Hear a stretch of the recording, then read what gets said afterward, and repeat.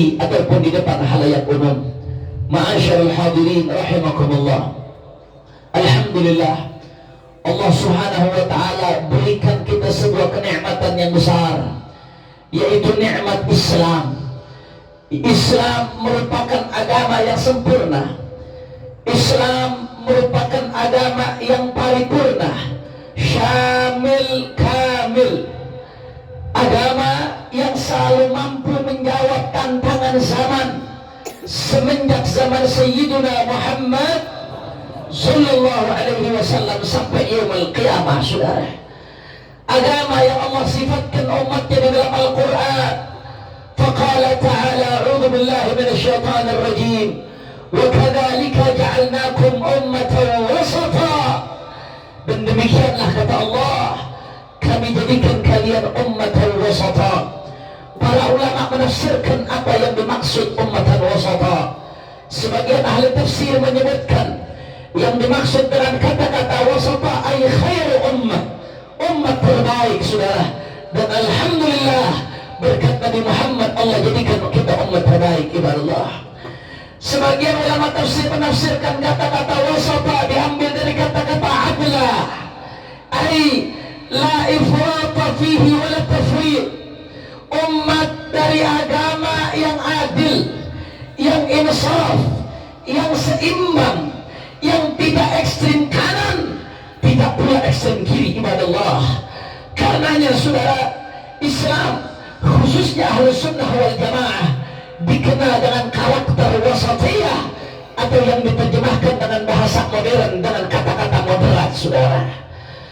Oleh karena itu saudara, belakangan ini ramai beredar di kampus-kampus, di sekolah-sekolah, di instansi-instansi pemerintahan, ada program yang disebut dengan moderasi beragama, yang artinya memoderatkan pemahaman beragama, saudara. Ibadallah, sebetulnya Islam itu sendiri, khususnya Ahlus Sunnah wal Jamaah, sudah wasatiyah, sudah moderat, saudara. Saya beri satu contoh yang sederhana, yang gampang, ibadallah.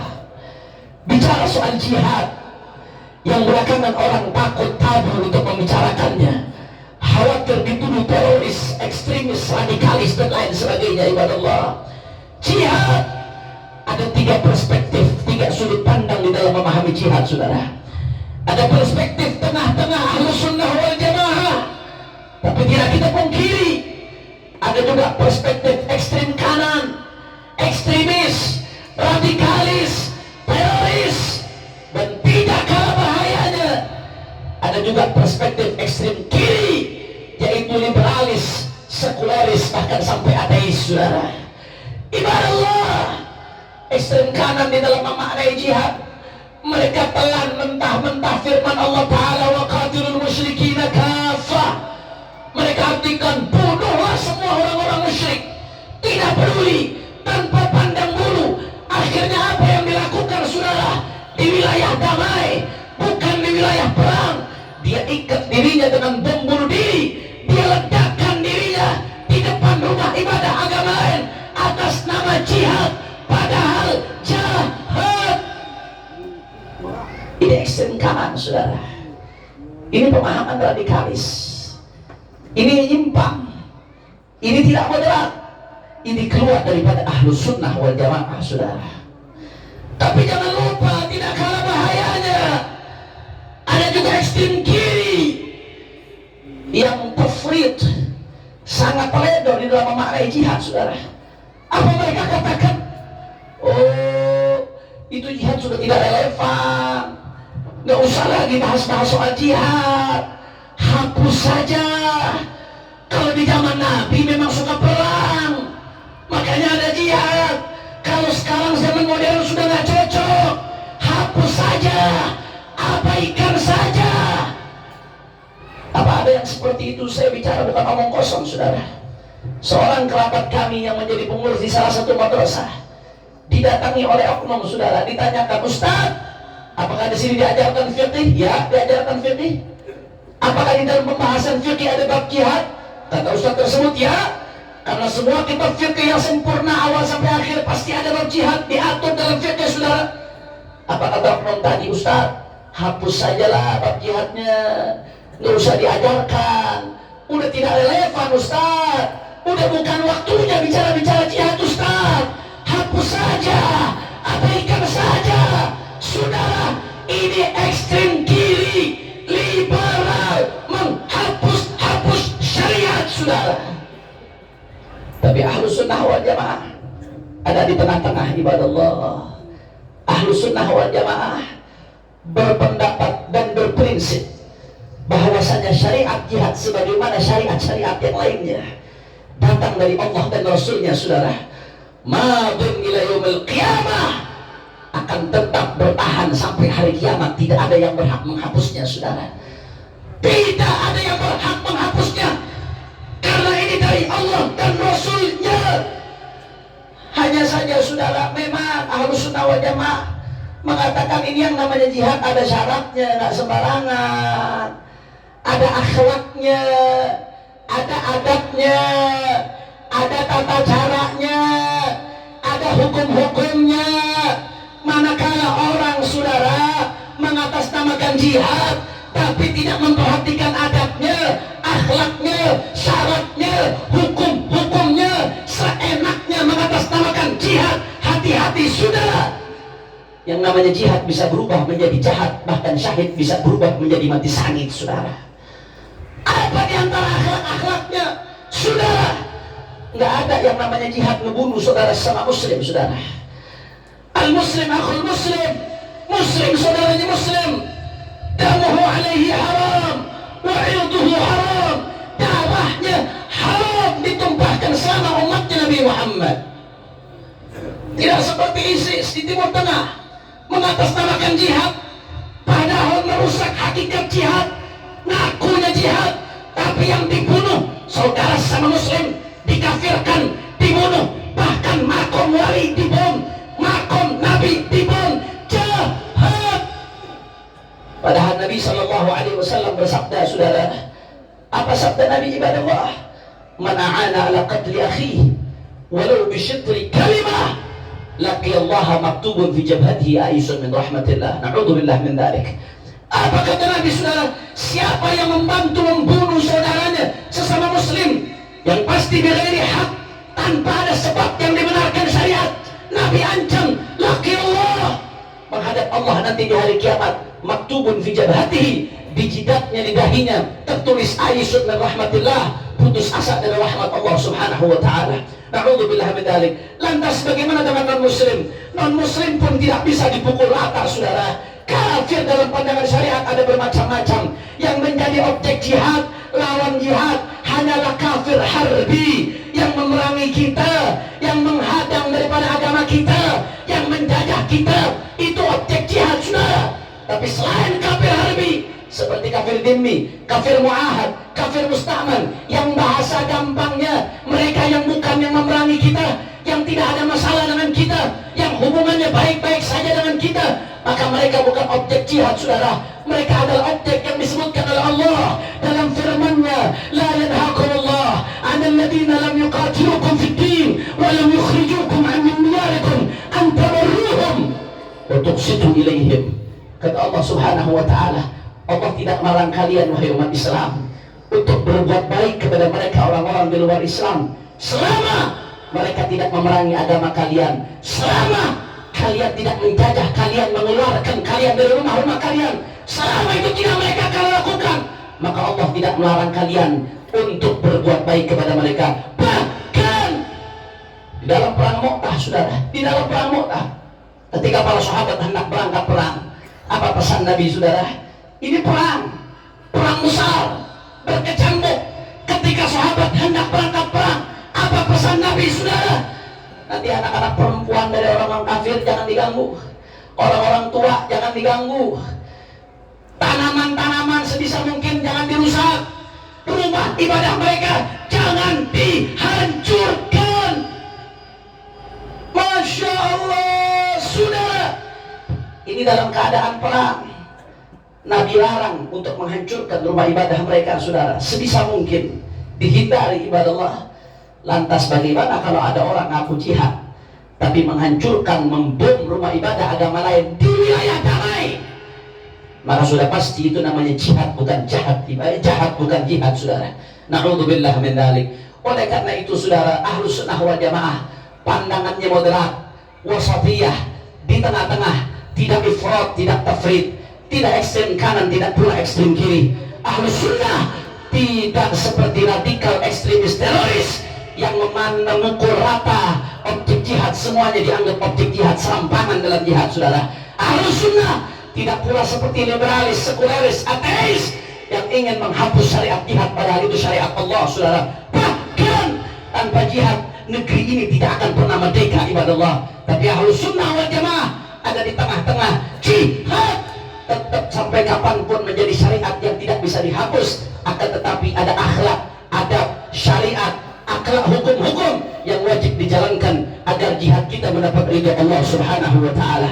Oleh karena itu, saudara, kembali ke pembahasan kita, moderasi beragama. Ini program gak main-main, ibadallah. Dananya miliaran rupiah, saudara. Digelontorkan dana untuk program ini, saudara. Digencarkan di mana-mana, saudara.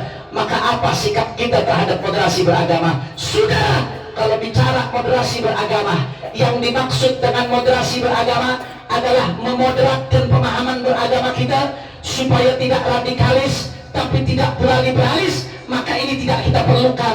Kenapa? Karena kita Ahlus Sunnah wal Jamaah dari sananya sudah menjadi moderat, saudara. Dari sananya sudah wasatiyah. Dari ulama-ulama kami, guru-guru kami, dari para wali songo, dari Kiai Hasyim Asy'ari, dari para ulama-ulama Betawi, Habib Utsman bin Yahya Mufti Betawi, saudara, dan ulama-ulama lainnya. Kami sudah diajarkan pemahaman Islam Ahlus Sunnah wal Jamaah yang moderat, yang adil, yang insaf, yang tidak gampang mengkafirkan sesama muslim, yang menjaga stabilitas, tegas pada tempatnya, keras pada tempatnya, lembut juga pada tempatnya, saudara. Maka kalau yang dimaksud dengan moderasi beragama adalah memoderatkan pemahaman beragama, maka saya rasa tidak perlu, karena kita sudah moderat sebab kita memegang teguh Ahlus Sunnah wal Jamaah. Tapi manakala yang dimaksud dengan moderasi beragama, saudara, adalah memoderatkan pemahaman beragama sesuai dengan perspektifnya, apalagi moderat diambil dengan perspektif barat, manakala ada dari syariat yang dianggap tidak moderat, ingin dihapus, ingin dikesampingkan. Orang yang mengharamkan ucapan selamat Natal dianggap intoleran, dianggap tidak moderat, padahal 4 madhab mengharamkan, saudara. Orang yang mengharamkan milih pemimpin kafir dianggap tidak moderat, dianggap intoleran, padahal sepakat ulama ayat-ayat Al-Quran secara sahih mengharamkan milih pemimpin kafir, saudara.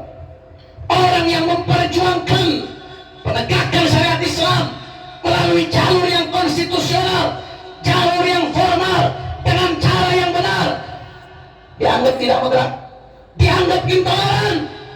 Kalau yang dimaksud moderasi beragama seperti ini, sudah, maka ini namanya bukan moderasi, tapi liberalisasi. Ingin meliberalkan bangsa Indonesia, ingin meliberalkan cara beragama orang Indonesia, ingin meliberalkan pendidikan Indonesia, ingin meliberalkan perpolitikan Indonesia, ingin meliberalkan segala sektor di Indonesia, saudara. Haram. Maka dengan tegas, saudara, kita menyatakan perang secara pemikiran, secara dakwah dengan liberalisme. Wajib kepada para ulama untuk amar ma'ruf nahi munkar, menolak daripada penyebaran paham liberal di berbagai sektornya, ibadallah. Oleh karena itu, saudara, saya kasih solusi, ibadallah. Ketimbang duit miliaran dihambur-hamburkan untuk program moderasi yang sangat karet, menurut saya gampang ditarik-tarik definisinya kemana-mana sehingga rawan sekali menjadi liberalisasi, maka lebih baik, saudara, uang negara tersebut digunakan untuk program aswajaisasi, saudara. Pemantapan ahli sunnah wal jamaah, dukung pesantren-pesantren, gelontorkan dana untuk majelis-majelis ta'lim, cetak kitab ulama-ulama ahli sunnah wal jamaah, sebarkan pemikirannya Imam Al-Ghazali, sebarkan pemikirannya Imam Ibn Hajar Al-Asqalani, sebarkan pemikirannya Syekh Nawawi Al-Bantani, sebarkan pemikiran Hadratus Syekh Kiai Haji Hasyim Asy'ari, sebarkan pemikiran Al-Habib Ali bin Abdurrahman Al-Habsyi Kuitang, sebarkan pemikiran para ulama-ulama ahli sunnah wal jamaah yang sudah jelas dengan kiprah mereka, saudara, negeri kita menjadi negeri yang luar biasa. Berbagai macam bahasa, suku, kelompok, ormas, golongan, tapi NKRI bisa bersatu. Kenapa? Karena mayoritas umat Islam Indonesia adalah ahlus sunnah wal jamaah, ibadallah, yang mengajarkan untuk saling menghargai, tidak mengkafirkan sesama muslim, yang tidak mengajarkan radikal, tapi tidak mengajarkan liberal, saudara, yang kokoh di dalam memegang prinsip, tapi tepat menempatkan lembut pada tempatnya, keras pada tempatnya, santun pada tempatnya, tegas pada tempatnya, ibadallah. Karenanya saya ajak para ulama, saya ajak umat Islam dari atas mimbar yang mulia ini, mari kita lanjutkan program aswajaisasi, saudara, melalui pesantren-pesantren kita, melalui majelis-majelis ta'lim kita, melalui, saudara, mimbar-mimbar dakwah kita, melalui media-media sosial kita. Mari lanjutkan program ini yang sudah dijalankan semenjak ratusan tahun lalu oleh ulama-ulama kita. Dan saya ingatkan kepada aparatur pemerintahan, saudara, dukung program aswajaisasi, jalankan program aswajaisasi. Ini akan menjadi amal jariah Anda nanti di hadapan Allah. Dan insya Allah, manakala aswaja semakin kuat di Indonesia, Indonesia akan semakin kokoh, Indonesia akan bermartabat, Indonesia akan menjadi negara yang damai, aman, tentram, saling menghargai, tapi dengan rakyat yang tetap megang prinsip, tidak bisa dijajah, tidak bisa ditindas, ibadallah.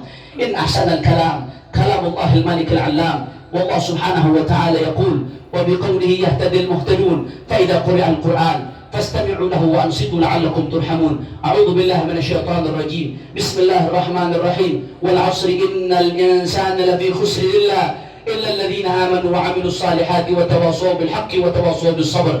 بارك الله لي ولكم في القرآن الكريم ونفعني وإياكم بما فيه من الآيات والذكر الحكيم وتقبل مني ومنكم تلاوته إنه هو السميع العليم. أقول قولي هذا وأستغفر الله العظيم لي ولكم ولسائر المسلمين والمسلمات فاستغفروا من كل ذنب إنه هو الغفور الرحيم.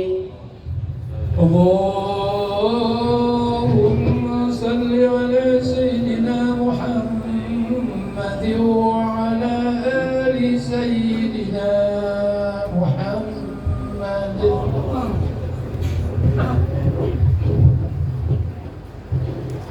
Alhamdulillah.